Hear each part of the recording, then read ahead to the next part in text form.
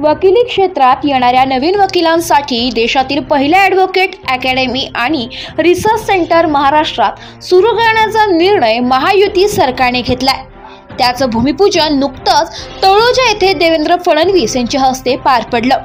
या अकादमीचं महत्त्व लक्षात घेऊन देवेंद्र फडणवीस यांनी 10 कोटी रुपयांचा निधी देणार असल्याचं जाहीर केलंय। शासन आणि समाजाला ही अकादमी उपयुक्त ठरणार आहे। तसेच यामुळे न्यायदानाच्या क्षेत्रात उत्तम काम होईल। त्यामुळेच येथे शिकणाऱ्या वकिलांना विद्यावेतन देण्याचंही फडणवीस यांनी स्पष्ट केलंय। चांगले कायदे बनवण्यासाठी या अकादमीची निश्चित मदत होईल। त्यासाठी महायुती सरकारनं हा निर्णय घेतलाय।